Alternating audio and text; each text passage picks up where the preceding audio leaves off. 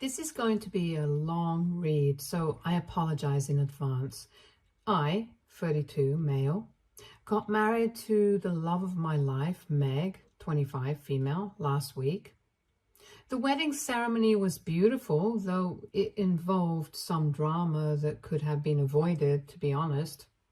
And because of what happened, my brother might be going through a divorce. Hell has descended on me, and the family is hounding me day and night, asking me to make things right.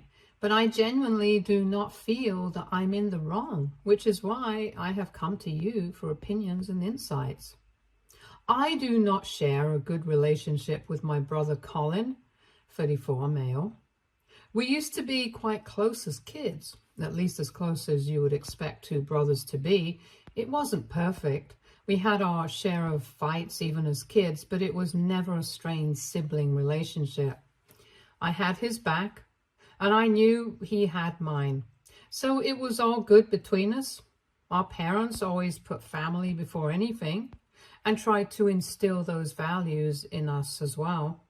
It's a shame I was the only one who reflected these values. 6 years ago, when I was 26, I started dating a girl, Shay, now 32, female. I was madly in love with her, and everyone around me knew that. And she was part of the same friend group I was hanging out with at the time, and I was besotted with her the minute I saw her. To me, she was the complete package. She was gorgeous, tall, eloquent, and just stunning and smart overall. I was so taken by her that I completely overlooked all her toxicity.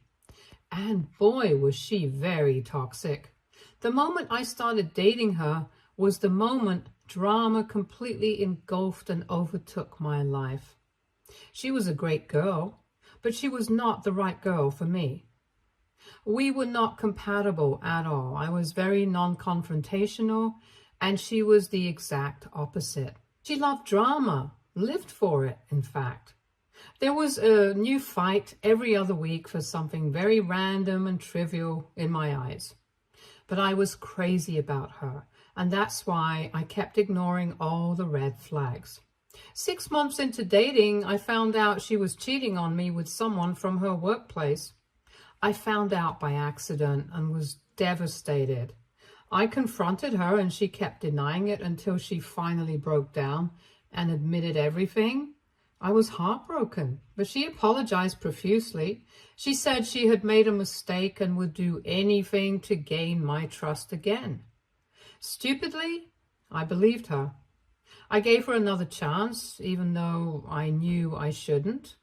I have always believed that cheaters never change, and I have never been proven wrong. All through my life, I have known cheaters in various capacities, and none of them could change their ways.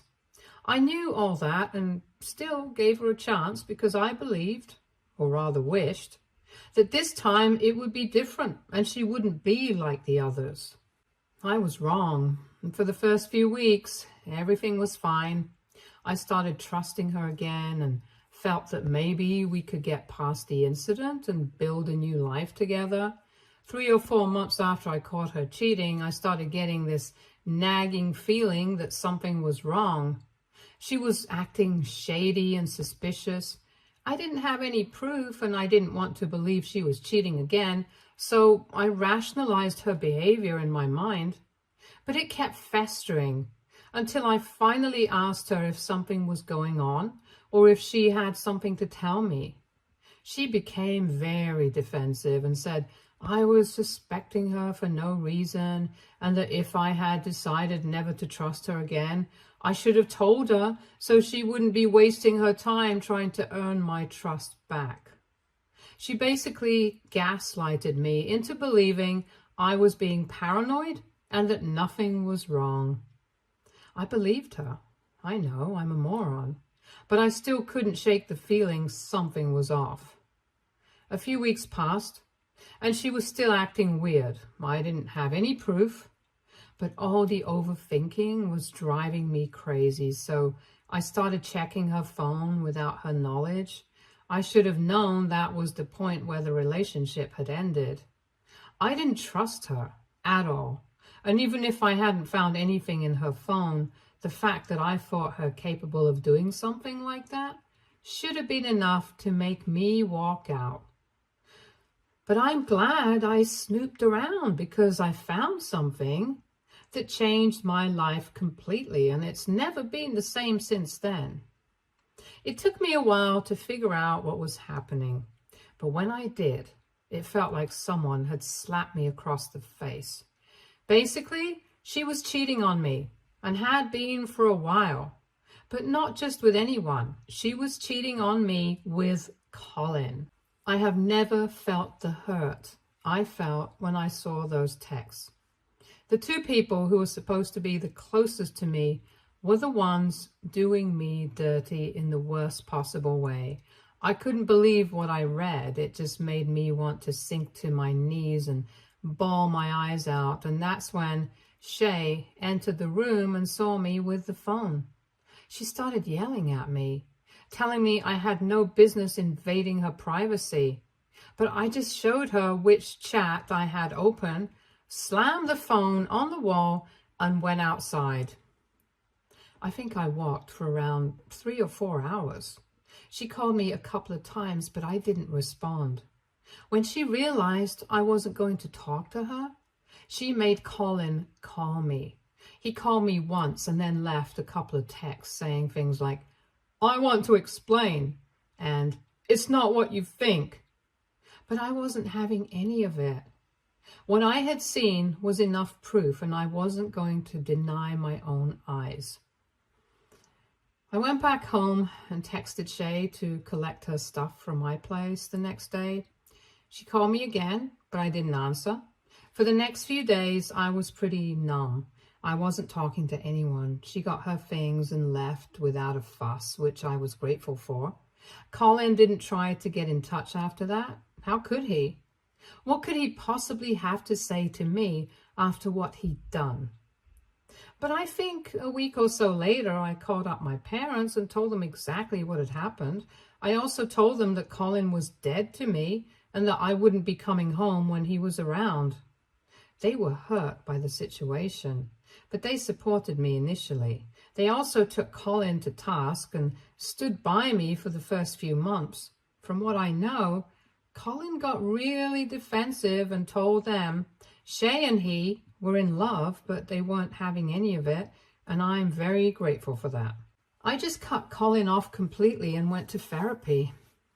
In therapy, I realized how toxic Shay was for me, and that's when I began to genuinely believe that God had actually saved me through this whole fiasco, even though it hurt like hell. I moved on from that incident gradually, but I never forgave Colin and never spoke to him again. A few months later, I met Meg, and the rest is history.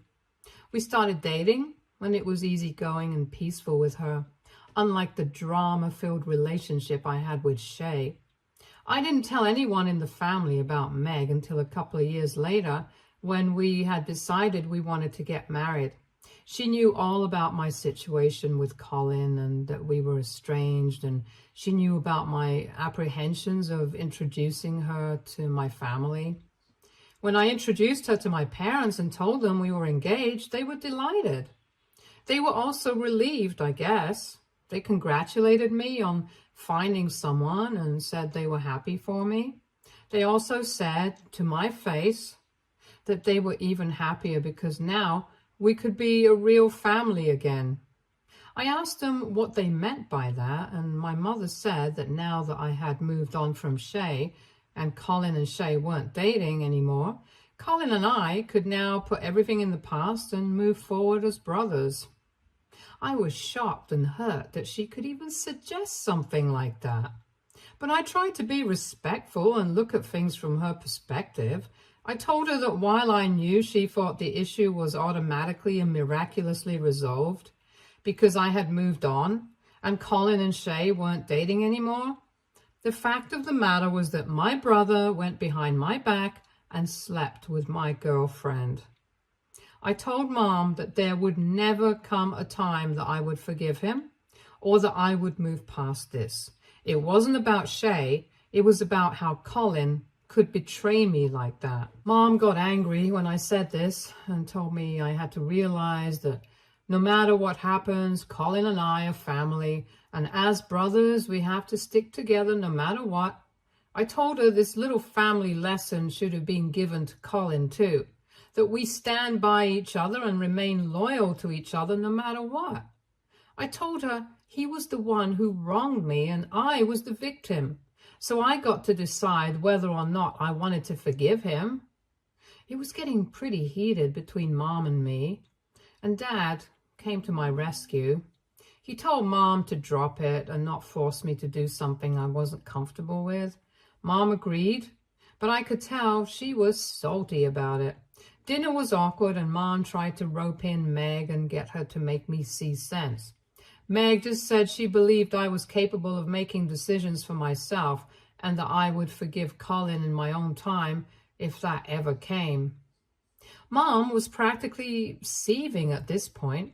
I don't know why or how she thought I would just forget something like this and move on, but she had this fantasy image of how our family was and would be forever. And she did not want to accept that the farce was broken and there was no way now that the family would go back to the way it was all those years ago. Dad told Mom that there would be no further discussion on the topic, and she agreed. Things were tense between us for a while, but they got better gradually. She didn't bring up Colin again and tried to be very mindful of boundaries, so I had no reason to complain. Little did I know my parents were planning a little intervention and were all geared up to ruin my wedding. Mom was involved in the wedding planning, as was Meg's mom. She knew how many guests were coming, the dress code, the preparations and the like, much in advance. My dad wasn't very involved in the process. Mom did nothing suspicious during the entire planning period. Colin was not mentioned even once. She even apologized to me, saying she shouldn't have pushed me so hard that day and that she had begun to believe there was a chance at reconciliation, but realized she was wrong because Colin had wronged me in the worst way possible. So there was no reason for me to suspect her or doubt her intentions, but I was wrong. On the day of the wedding, my best man, Rick, 32, male, a friend of mine from school, came running to me saying there was a problem I needed to deal with right away. I asked him what was up, and he said that Mom and Dad had arrived at the venue with Colin and his wife. I was livid. I told Rick to make them leave, and he said he tried to do everything without creating a scene, but they refused to budge.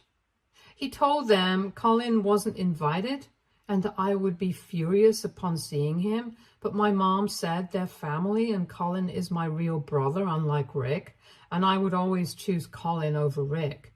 Yeah, right, Mom, totally. I couldn't believe they had planned all of this behind my back, and I needed an explanation from them immediately. I called my dad and asked what the hell was happening.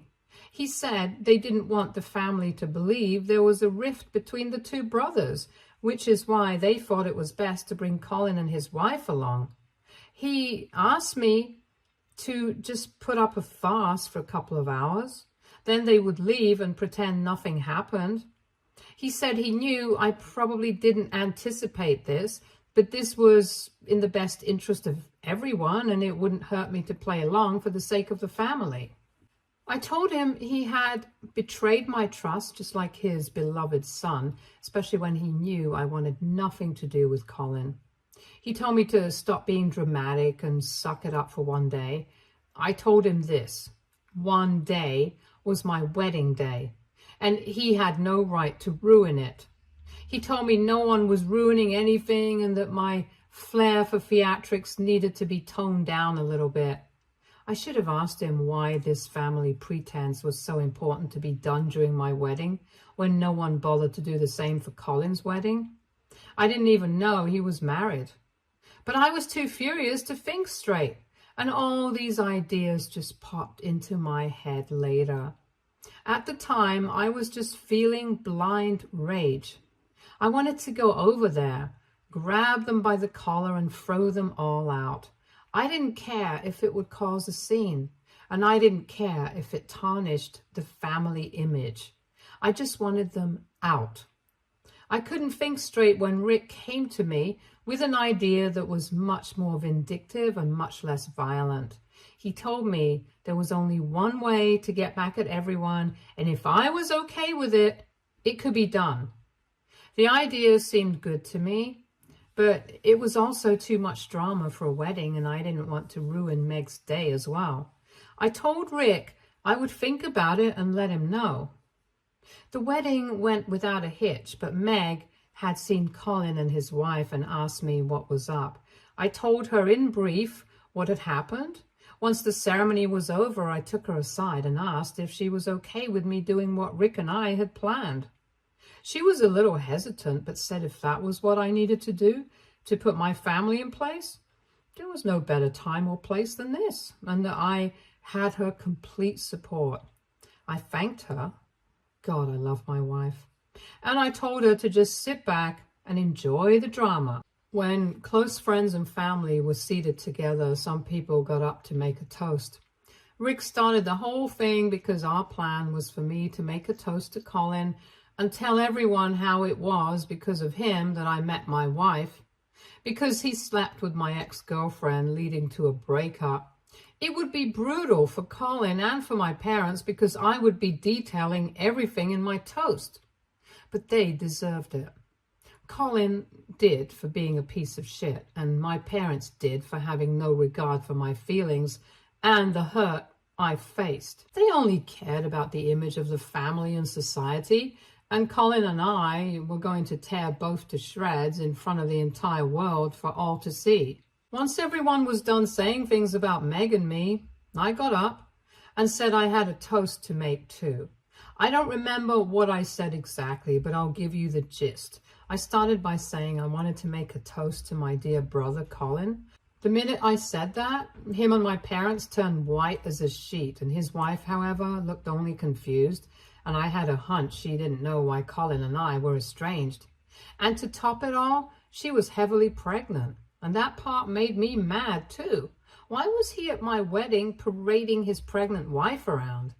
It seemed to me he just wanted to steal the thunder, nothing else. Anyway, I continued with my toast. I said Colin and I had been brothers for the longest time, and even though he stabbed me in the back in a way worse than an enemy, I still wanted to thank him because it was his betrayal that ultimately led me to Meg. I went on to detail how I first found love as a 26-year-old man with a girl who wasn't right for me. But I was young and naive, so I overlooked all her flaws. It was only when she committed the worst act that I took the decision to leave her, and then I dropped the bomb on everyone present.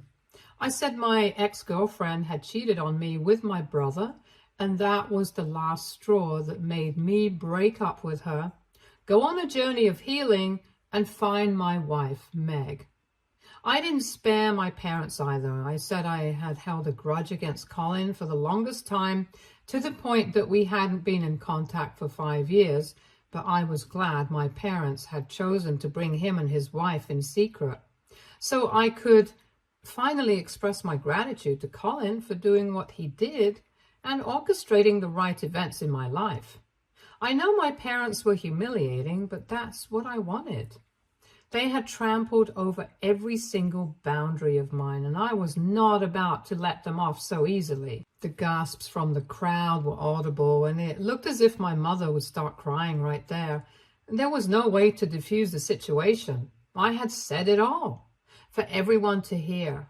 Colin's wife, I don't even know her name, was looking at him in disbelief, and Colin couldn't look up and meet anyone's eyes.